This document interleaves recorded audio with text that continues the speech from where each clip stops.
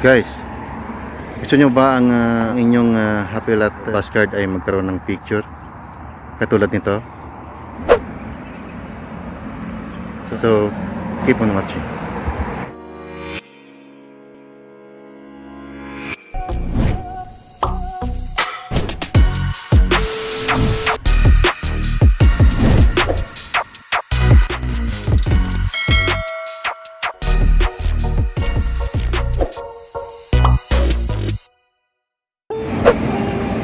Hi guys, it's me again, and welcome back to our channel.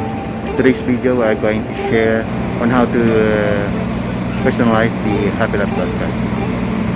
So now we are heading to bus station, so please keep on watching to learn how.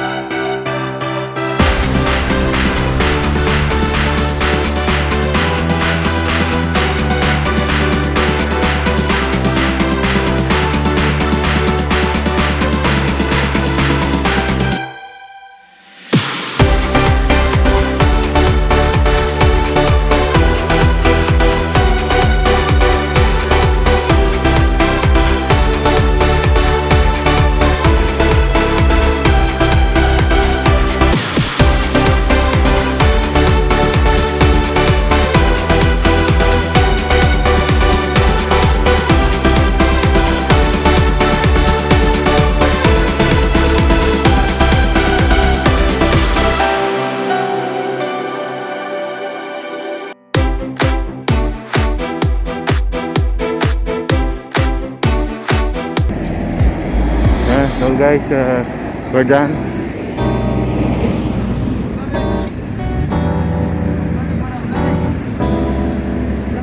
Finally, I have my personalized Happy Lot card. And here you go. Ayan guys, ganyan lang po kadali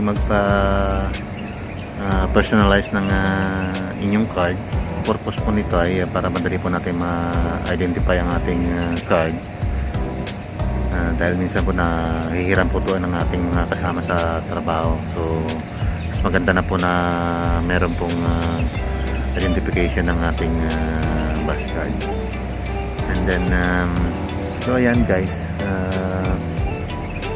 sa pasok nyo ng bus station, and after nyo po ma-check ng security guard para sa inyong PCR test, ay diretso na po kayo ng information counter.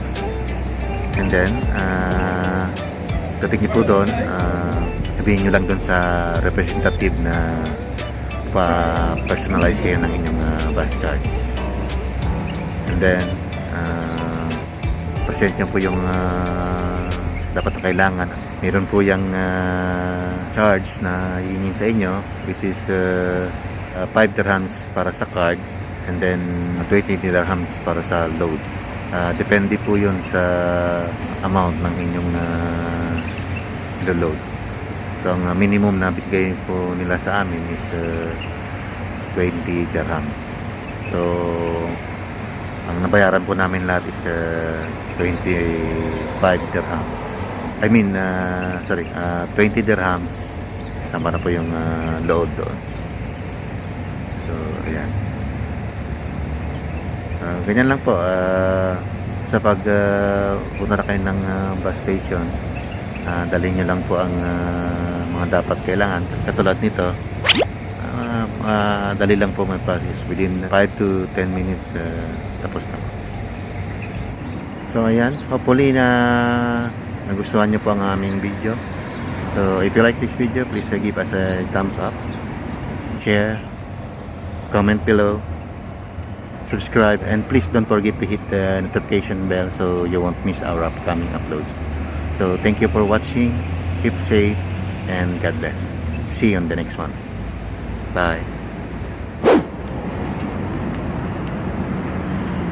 Guys, pasensya na kayo sa aming atari ngayon, at mainit kasi kaya nagganito kami.